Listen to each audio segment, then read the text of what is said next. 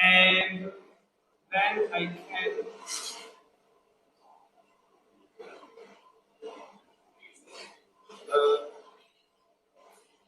start to show them. Okay, let me tell you quickly some useful information. Some information is here, and some other information is given now. And please ask me questions if you have any. And I try to put in my slides the main information. The third one is not for you because we don't have any class on Monday morning. For office hours, I know that usually during the class, not many people have office hours. In any case, I will arrange office hours by in Zoom because I don't live in Milano, and so it makes no sense for me to come here 1 hour for office hours. You can ask me by email. Let me tell you that at the end of the course, there will be 1 week before the exam, and usually during that week, I organize even every day 1 hour, 1 hour and a half session for office hours, and I solve exercises and so on. So if you have a question, you can write to me by email. If it is a short question, if you believe that it takes some time, 1 hour per week, I'm available to meet you, and it is senseless to decide now which time, because if only 1 or 2 students are involved, it is better to decide together what time. So this class is organized in the following way. There are classes. You know that on Tuesday we are here, and of course it is in streaming and it is recorded.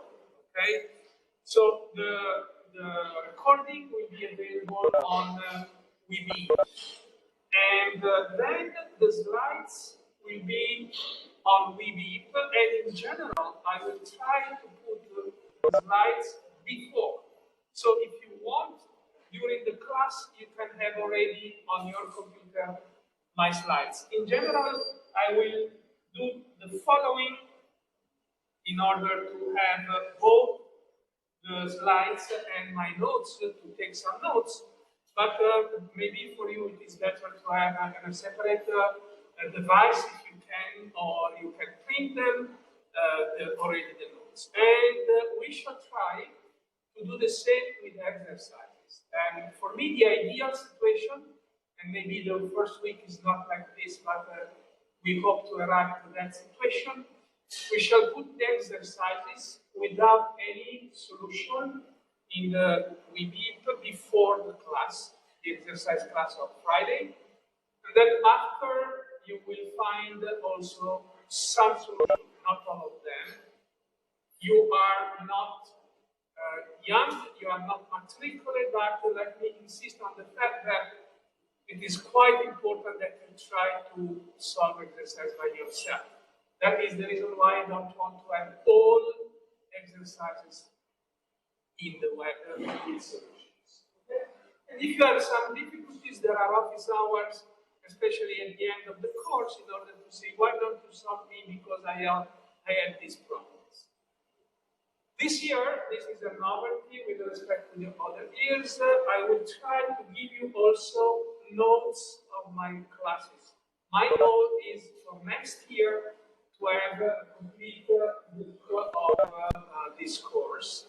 And so you are experimenting with me chapter by chapter. And I will appreciate a lot if you give me some suggestions on improvements, and you tell me about misprints, which are always possible. Now, our job is not to be a publishing company, but unfortunately, now we must be.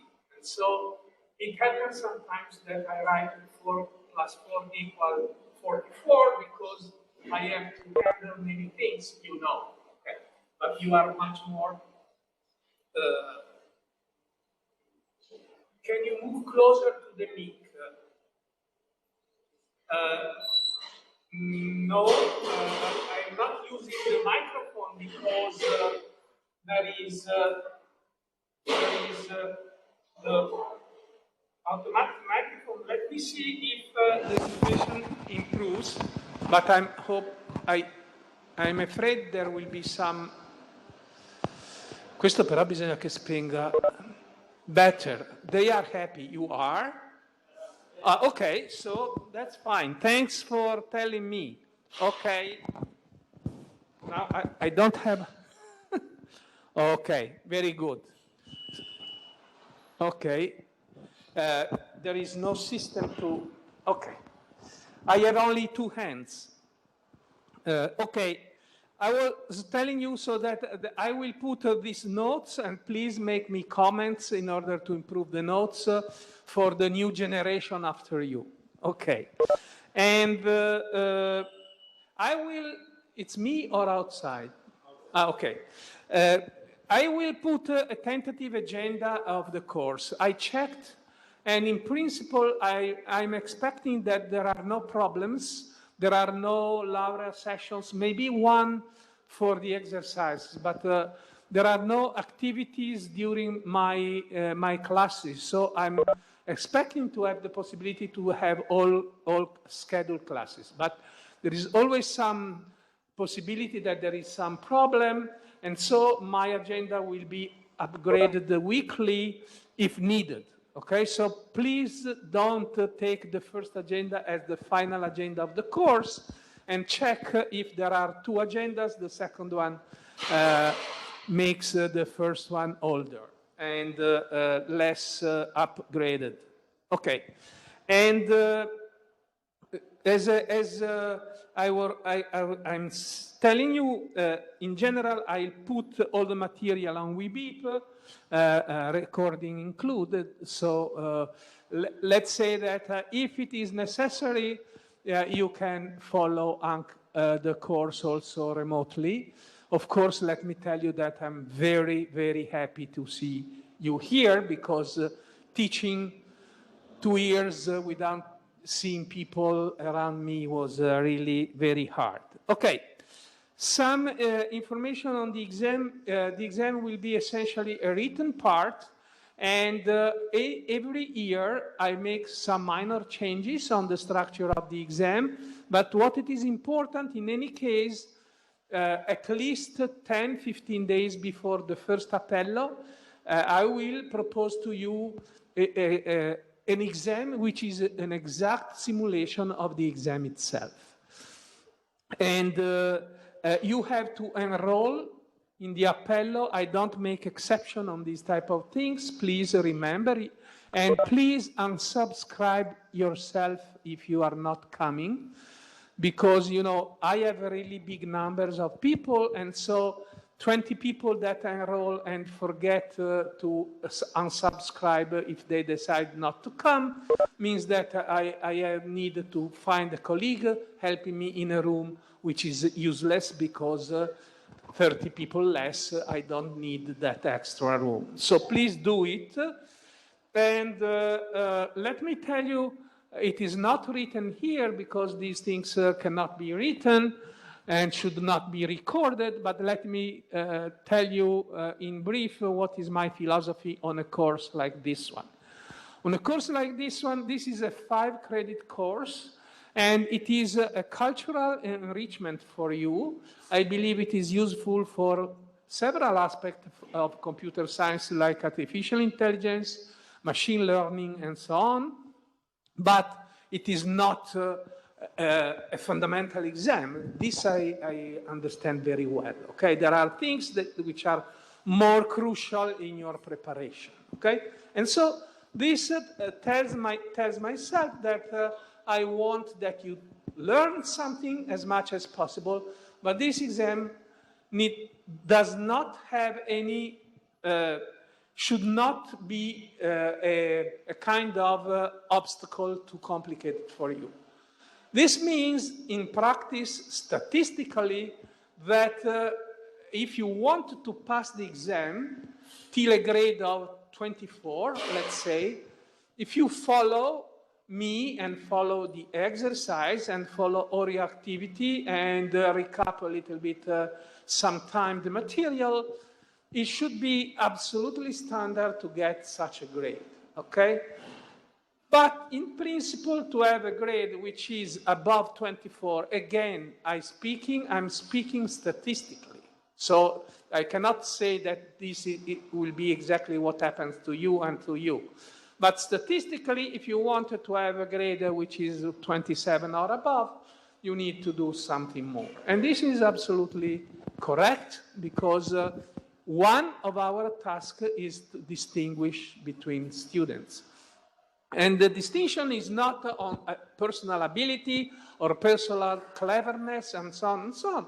But there are students which are more focused in studies, there are students that are more focused in other things, and this must be in some sense testified by my grades. So I tell you this because very many people sometimes in the past were getting grades which were sufficient, like 22, 24, because they were just having a preparation which was a little bit superficial, constant but superficial, and they were a little bit surprised and they wanted a better grade. If you want a better grade, you have to try to solve some exercise by yourself, and more than one, and make some attempts, and so on and so on. Okay, so this is my philosophy. I don't expect in any exam to have people which do not arrive to 18. That is, there are a few exceptions, but this is not a grade that I give frequently. I was teacher also in Analisi Matematica, and there the grades were completely different. But here, no. My grades are, in general, sufficient, mostly sufficient. But do not expect that 27 is almost for free, because that's not true. Okay, just stupid things that are written only for few people, but unfortunately, like in the web, few people make a lot of noise. Okay, so please remember all the time that every year I have more or less 700 students, okay? So if you write to me, please, professor, can you send me the last slide that I had problem to download slides? This is not a good mail, because you should download by yourself, but in any case, you should specify which course you are attending. And game theory is not enough, because I'm teaching 2 classes of game theory, okay? So please, if you send me an email by saying, computer science theory, I need this, and this helps me. Don't ask me questions which are not connected directly to me. You have to ask everything about game theory, but not about the schedule of the exams, or the date of the exam, or the rooms of the exams, okay? Because this is done by Politecnico. I don't have any control on it.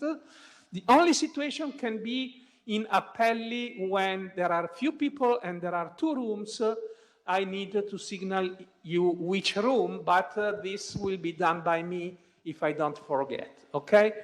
So don't ask me bureaucratic things, because I am asking you bureaucratic things. I'm not good in bureaucracy. Okay, so now I want to start by talking about game theory, and because we don't have very much time, and if you have any question, I can leave you 1 minute for questions. At home, you can write on the chat, but only 1 minute, because I wanted to continue. And if you don't have any question, I start with my first slides. You should have already seen my slides in Webeep. Have you checked or not yet? Okay, but there should be these ones, and also for Okay, there is a question. In order to get a grade which is more than 27, do we have to do any project? No, the answer is no, simply because projects in game theory are not easy and you are too many. I expect this year, if the tendency is like the other years, I have already enrolled here more than 140 people, and there are still 2 weeks, almost 10 days. And I have even more in management engineering, and so I will have more than 400 people, and so I cannot imagine to give projects and so on. Of course, if you have something that you think it is interesting, you can propose to me, but this is your cultural achievement, and of course I will take. Okay, how can you get more than 27? In my exam, each question has points, okay? And you know how many points is each question. And usually the total sum of my question is at least 36, okay? This means that even if you lose 6 points, you arrive to the maximum of 30, okay? So it is not difficult to arrive to 27. You need to answer to all questions but 9 points. So in 4 exercises, this means that you can skip more or less 1 question in each exercise and getting the maximum. Okay, so given this, yes, please.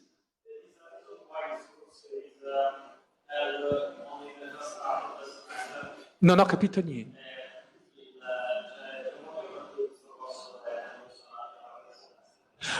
Okay, there is an historical reason why this course is hemisemestralized.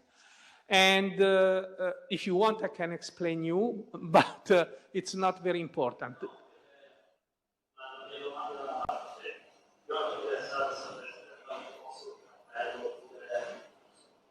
Scusa, ma non riesco a capire, puoi urlare di più?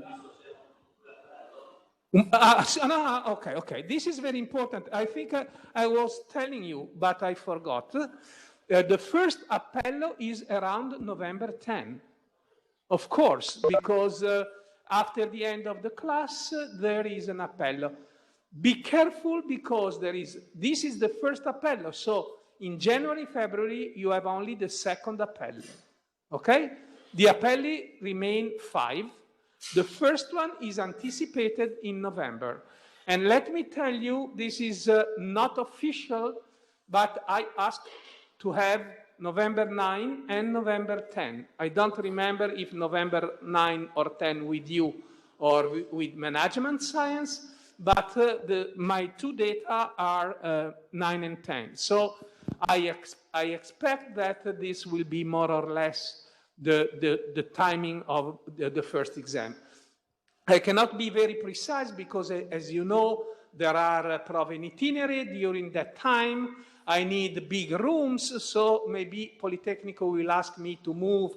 But if they ask me to move, they don't ask me to move 1 week, just 1 day. So around 9 and 10 November, there is the exam. And this is one good point. If you are following me all the time, that is the reason why the first week of November, I make office hours, many office hours, because people are recapping the exam, are revising the slides, and so on and so on.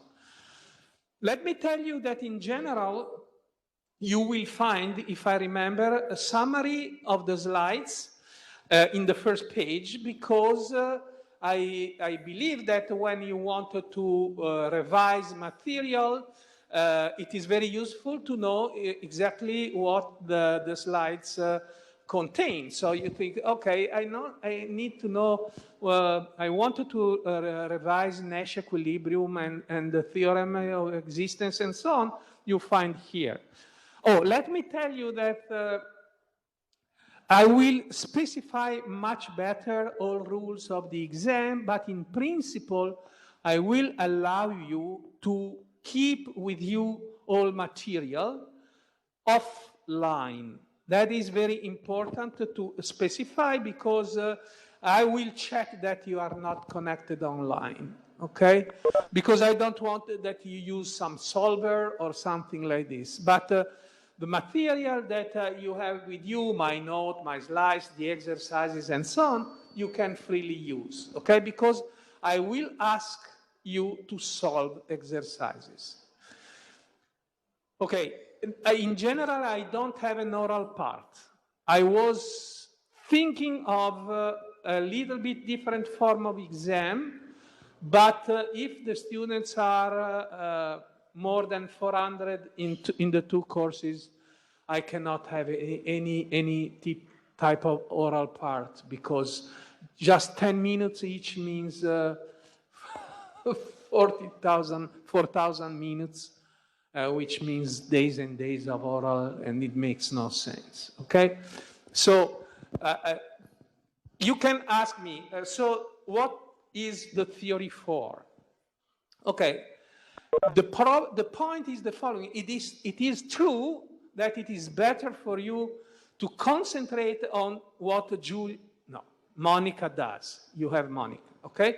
Exercises are by far very important. But first of all, I will solve exercise as well. So during my theory class, you will see exercises. And it is quite difficult to solve exercises only by looking at solved exercises if you don't understand before some theory. So you don't need to study everything I explain in theory. You don't need to study proofs of theorems. I will prove maybe 1 or 2 theorems, not more than this, but you don't need to memorize and so on. You don't need to memorize the precise definition of Shapley value because you can go and see the Shapley value in your notes. But if you spend all the time to look at things in your notes, you don't have the time to solve the exercises. So you must have the idea that the Shapley value has these properties, and these properties help me in calculating the Shapley value of the players. Okay? And so the theory class is important. Even more, the exercises class, because you will have to solve 4 or 5 exercises during the exam. Okay? So this is very important. And solving exercise, so it is natural that I leave you the material to consult. I'm not asking theory and you have to repeat a theorem, okay? Which is stupid. I know, it is terrible. This room, it is terrible. I know that it is impossible for you to avoid this noise. Let us try to minimize at least. Okay, so let me start by telling you what is game theory. I assume that... yes, please. Tanto non ti sento. O vieni qui o strilli o non ti sento. What is the difference between this course and algorithm game theory?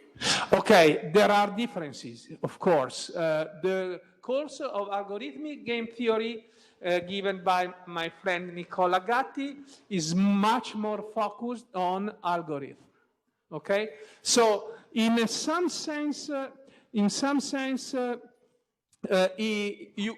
I believe that Nicola makes a course which does not strictly need my class to be understood. But if you want, is a game theory 2, his class.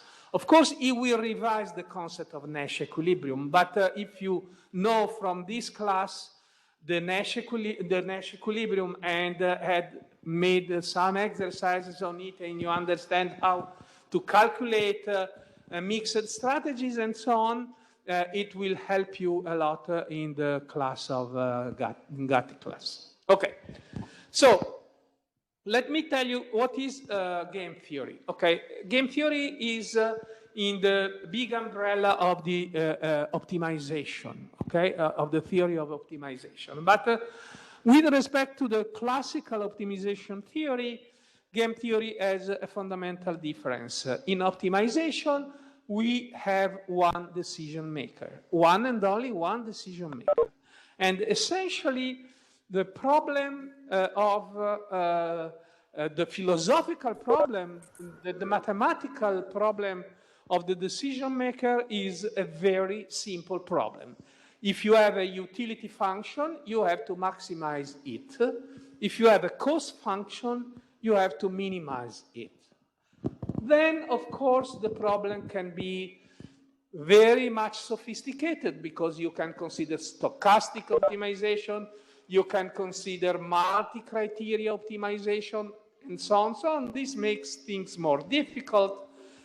And in optimization, there are very sophisticated theories. But the main idea underlying the whole optimization is very simple. If I have utilities, I maximize utility. Maybe I have constraint. My problem is unaffordable. I have to approximate it numerically, but it is simple. Maximize the utility function, minimize the cost function. Game theory, on the contrary, is connected with more decision makers at the same time. And so what you will see is the following, that what is really important to understand in theory is the concept itself of optimal behavior. Okay, if you have to maximize your utility, the optimal behavior is to find this optimum. And that's all, folks. Maybe it is difficult, but the idea is simple. But if I propose to you a game, what is optimal even in a very simple game is not clear. And actually, in my opinion, most of my class is dedicated to try to convince you what rational outcome is in some games. So I will be concentrated on conservative values in zero-sum games, on Nash equilibria, or backward induction in general games. If they are non-cooperative, I will concentrate on Shapley value and core for cooperative games in order to convince you that the idea of core is a good idea of rational behavior in cooperative setting. But this is not the only possible idea. If I am only one decision maker, there is only one possible idea of rational behavior, which is I maximize my interests. But what is maximization of my utility if my utility depends also on your behavior? I don't have a control on your behavior.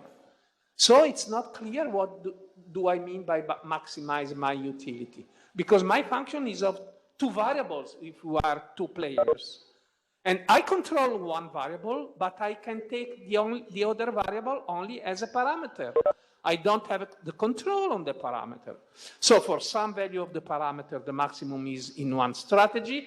For some other value of the parameter, the maximum is in another strategy. And so this is very complicated. Okay? So the key point is to understand what rationality means and I have not a definite answer, okay? Because there is no a definite answer in interactive decision theory. And let me tell you that game theory is really only one part of interactive decision theory, because you consider many players in social choice, in mechanism design, in machine learning, which are all disciplines in which game theory is very useful. So you cannot essentially do some serious machine learning if you don't know some statistics and some game theory. Artificial intelligence is based in many things in game theory and so on. So game theory is kind of building block for many other theories, social choice. If I will have some time, I will speak with you about social choice, because, you know, as a planner, a good planner, that needs to design rules in order to have a society which works, okay, this is an issue which is quite important and quite involved. We shall see, if we have time, that there is a kind of theorem, which is a very celebrated theorem, which essentially says that democracy is essentially impossible, okay? And this helps to understand things and helps people to understand that your goals must be realistic, okay? Let me tell you that many results that I will present on this class are related to people that were Nobel laureates, okay? So I will mention to you anytime some results is due to some people that was awarded the Nobel Prize. Okay, why do we speak about games? We speak about games because a game is a perfect model of interaction between people. Because if you think of any game, for instance, the chess game, okay, suppose that we need to find, we want to play a chess game. So we have a chessboard where some pieces on the chessboard which are in a very well-defined situation. And then there are rules for the game and there are final outcome in the game. And on this final outcome, each one of us has some ideas, some preferences, okay? And this is a description not only for the game, for one game like chess. This is a description also, for instance, of a bargaining process, okay? I tell, okay, here I have 1,000 euros, and this is a price for both of you. So if you agree how to divide this 1,000 euros.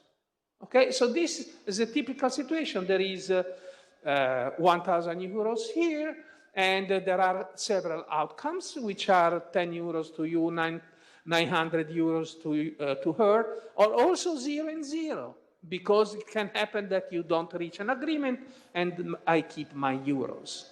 So it is clear that the bargaining problem is much more complicated, much less structured, but a good approximating model is a game, like a game.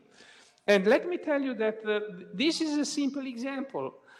Two firms competing for the market is a simple example, but I was reading, not very recently, a book written by a psychologist, which was a very clever man, and he was claiming that he was studying many cases of people which were together but with several problems, and the marriage was on crisis, and so on and so on.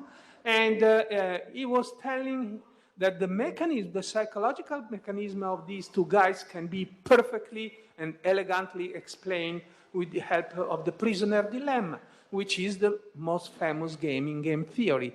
So even what we are doing here is a game, okay? Because there is an initial situation, this class of game theory. There are several players, me and you, and we have at the same time some goal which is similar and some goal which is opposite, because similar could be that you hope to learn as much as possible of my theory, which as least effort as possible. And to me, it is the same. I want that you learn as much as possible of game theory, because it's a real satisfaction for me. I'm paid for this, okay? But there are also some differences, because you wanted to work the least possible. I wanted to stimulate you to work a little bit more. And even between you, you are not all equal guys. You have several similar interests, but you have also opposite. For instance, your interest can depend crucially from my system of evaluation. Why in the United States people do not copy each other? Because the evaluation system in the United States is built in a way that if he copies from you, he gets advantages you don't. And so you try to avoid that he copies to you. I was assisting some exam in the United States, and the professor was getting out from the room because he knows that the people are not motivated to copy each other. In Italy, this is not true because you are motivated to copy. Maybe changing some word, because if it is so clear that you have copied, to me it becomes clear, but okay. So even this class, every day you start your day and you play a game because you interact with other people. That is the idea. Okay. Let me talk about what are the assumptions, the basic assumption of the theory. Let me insist on the fact that I need to spend some time in telling you what are the building blocks of the theory. Even if it is the first time, and so you see only naive game theory because you see the basics of this theory, the point is that I cannot avoid to explain to you what are my philosophical issues. Why? Because there is a huge difference between the mathematical theory like game theory and mathematical theory like geometry. When you have 10 years or 11 years or 12 years, you are 11 years old, you study Euclidean geometry, and your teacher does not need to explain to you some basics of geometry, because Euclidean geometry is very intuitive. We know that we need some other less intuitive geometry, but when you are a child, you don't need to be specified, because, okay, you can accept that if you have 2 points, there is only one line through the points, and if you have a line and a point outside, there is one parallel to the line which passes through the point, okay? We don't need to be too tough on this. But the point is completely different in game theory, because I'm talking about behavior of players. And so I need to tell you what I assume about these players. And the two assumptions that I make are that the players are selfish or egoistic and rational.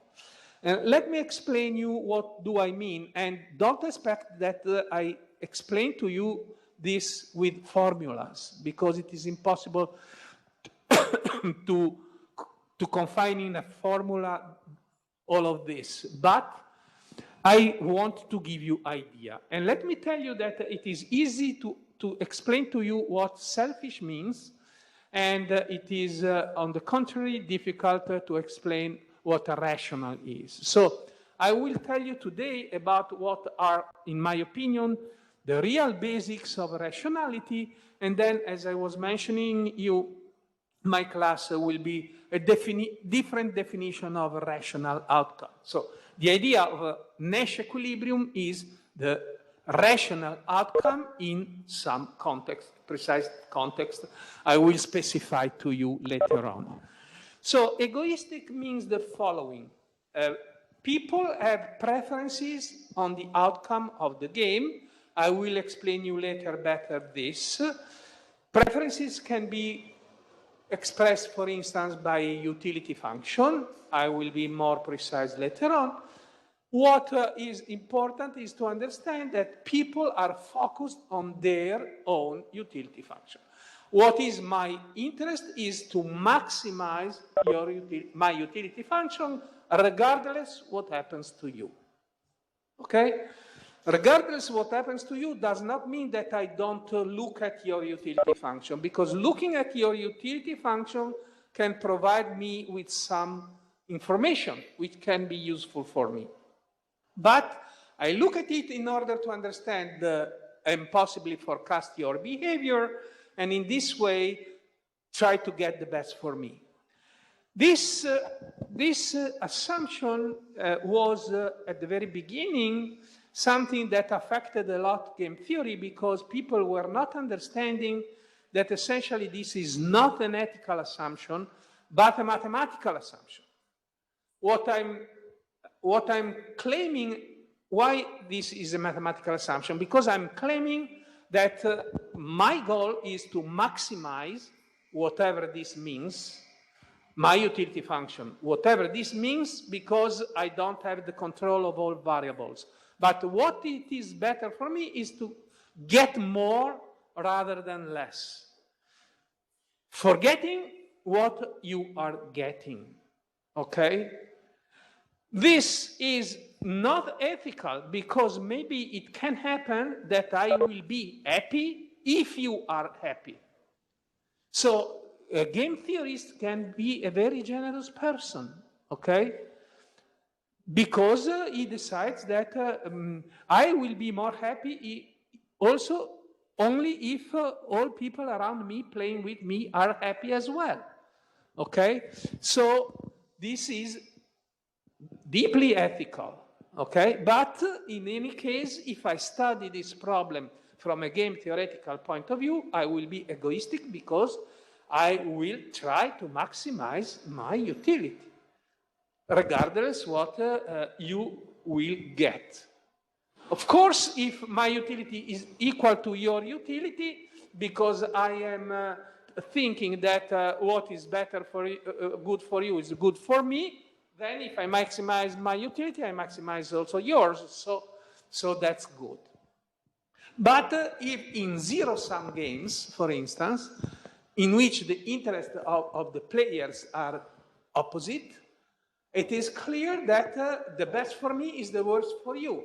So in that case, I will try to get my best. When I play chess, I don't want to try to tie because so my opponent will be happy, a little bit happy. I want to win, unless I have different interests, but this does not, I need to specify, okay? So this is selfishness. So let me now speak a little bit and quickly about the first level of rationality. And the first point is when I have many alternatives, the player nevertheless are able to rank consistently the outcome of the game. Of course, if you consider chess, you can say, roughly speaking, I am the white. My first option is the white wins. My second option is the tie. The third option is the black wins, okay? But this is already an assumption because you can win in very many ways, okay? And you should rank also each type of, each way you can win. You can say, okay, for me, I am indifferent. You can say that for you, apple or orange is the same. You are indifferent. But you must be indifferent in any situation, okay? If you decide that two things for you are interchangeable, they must be interchangeable all the time. So mathematically, this is said by saying that we need a transitive system of preferences. If alternative A is better than B and B is better than C, you cannot tell me that for you C is better than A, because this creates a cycle and not a ranking, okay? And what we require also is that it is complete. Complete means that you cannot refuse to compare two alternatives.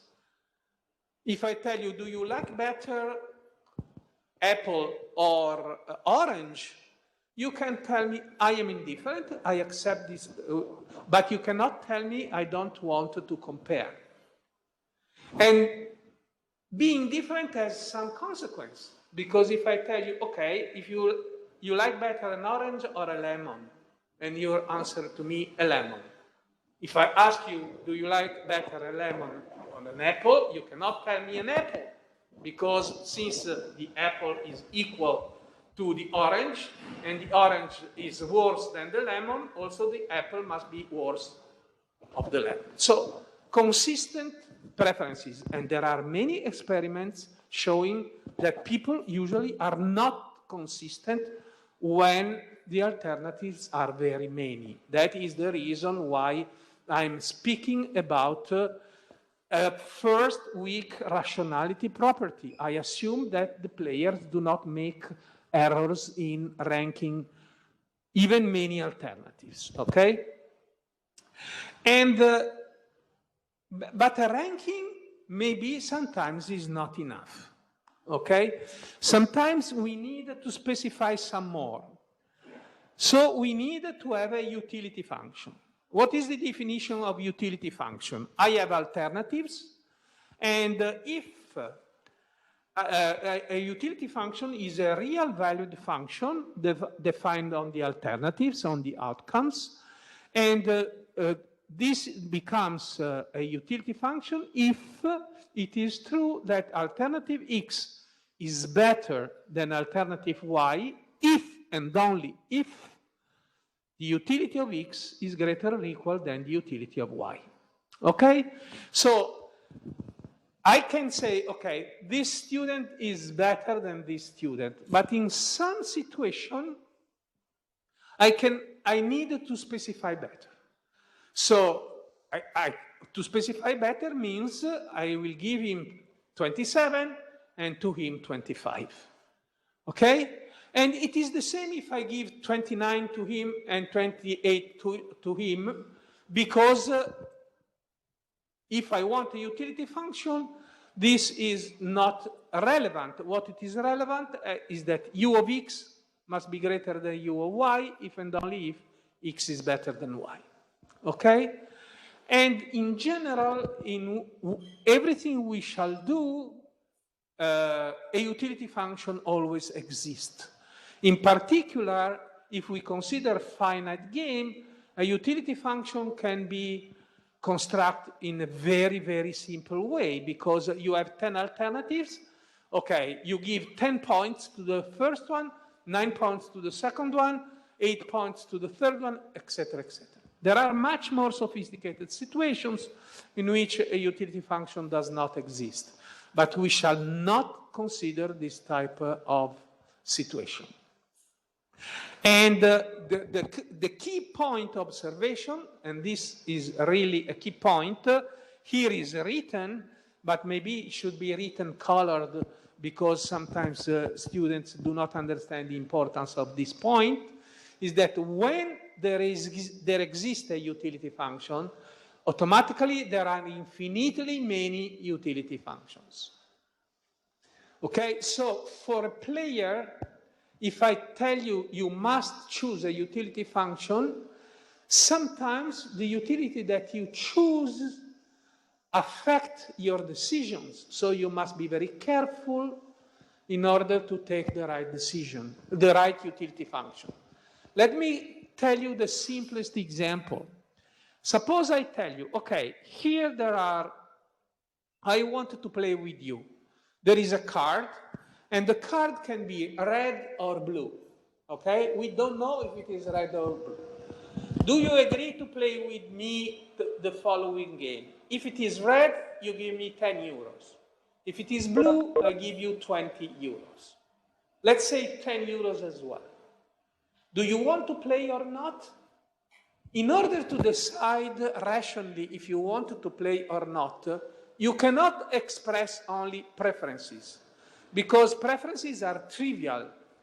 I like to win or avoid playing, or worse option, to lose. So this is clear, okay? And these are the three outcomes of the game. But now you have to take a decision. Should I play or not? If you don't have a utility function, you cannot tell me, okay? Because you have to calculate an expected value. Assuming that for you, not playing is utility 0, we can always normalize to 0 doing nothing. Okay, if you play, this means, roughly speaking, if you decide to play, that the satisfaction to win is more than the frustration to lose, okay? But you have to understand this. And so this means to give some intensity to your preferences, which is not trivial.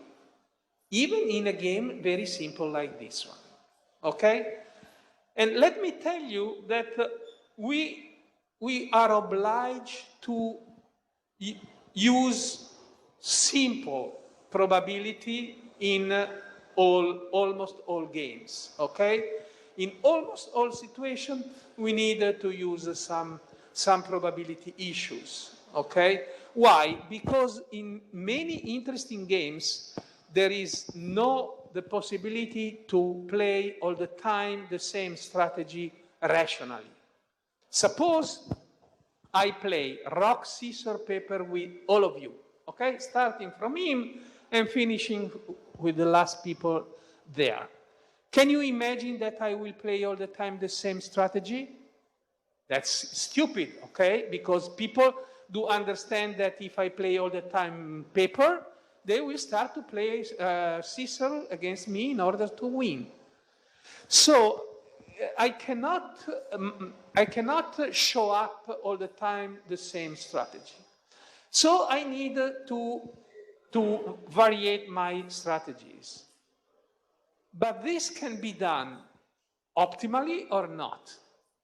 If I play 50% of the time scissors, 50% of the time paper, this is not a good idea, okay? Because if you understand this from me, after a while, you never lose against me. And you win, roughly speaking, half of the times, because you play all the time scissors, okay? So there is good way and less good way to play using random devices, because I decide the probability of the single event in my device, okay? So it is important to be consistent with the probability laws. And let me just mention very quickly to you a very simple experiment that was made by a French economist.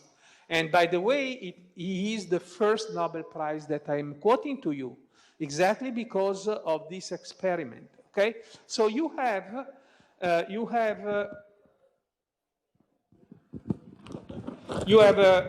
I give you 2 tickets, okay, to go in 2 different shops in a fair.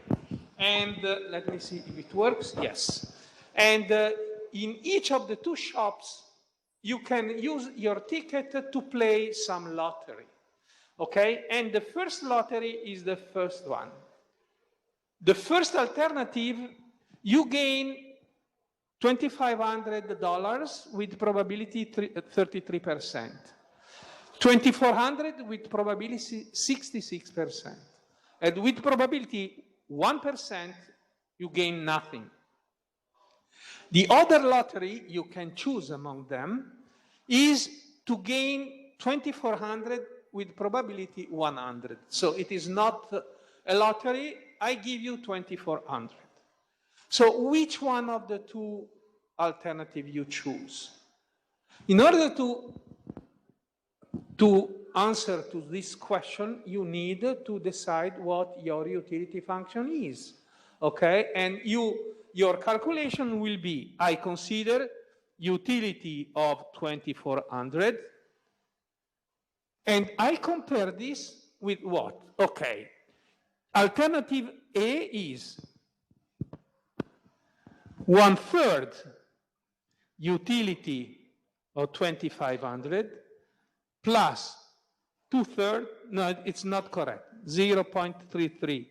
Utility of 2,400 plus 0.66 utility of 2,400. And you decide. And if you do this, you are rational. I don't know what you will decide because you know your utility function. I don't. But if you specify your utility function, you decide. And in this famous experiment, 82% of people chose lottery B. Okay, I want to be sure to gain 2,400. Okay?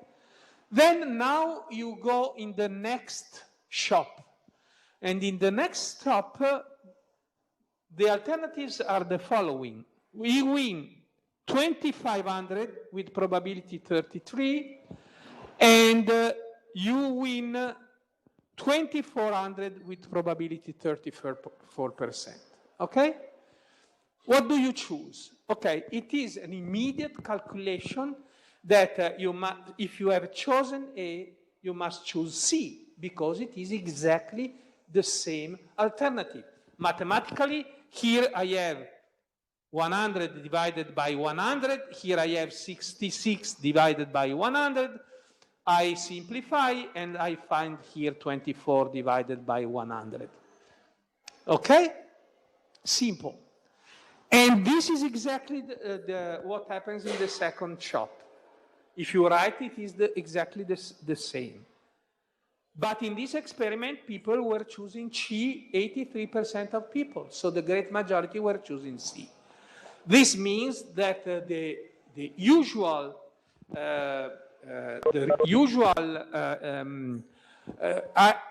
agent is not rational, is affected by psychological considerations.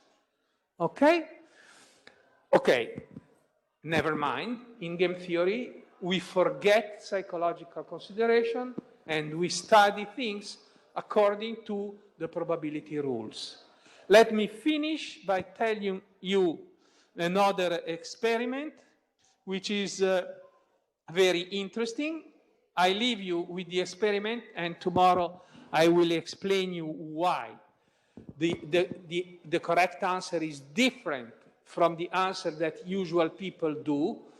I cannot organize this experiment with you, but I'm sure that if I organize the experiment with you now, I can show you that the answer that comes from the experiment is different from what is rational from a game theoretical point of view. Nevertheless, I will assume later on that if you are players, you are rational and you give me the correct answer to this problem. The problem is the following. You have to choose one integer in between 100 and 1. Okay, so you choose and you write on a piece of paper an integer. 3, 5, 99, 77, etc. I take all your papers and I calculate the mean, okay? The average, x1 plus xn. And these are the digits that you told me. And this is the game, and the goal is to guess 1/2 m. You have to guess 1/2 m. Okay? So which number do you want to write? I will give you $100 to the person that writes in his paper the integer closest to 1/2 m. And if there are many, I split the price, okay? I split the $100. And tomorrow I will try to convince you that the only rational answer is 1. You should write 1. But if you write 1, you don't win in this game because your other colleagues are not fully rational. Tomorrow I will explain you why, okay? Not tomorrow, Thursday. Let me tell you that Thursday I will start 8:15 tight, and usually I do the following. I teach more or less 1 hour and 15 minutes. Then I take 15 minutes break. I stop recording and so on. And then I start again and I teach 1 hour. So the total time is 2 hours and 15 minutes like it is due. Okay? See you on Thursday online.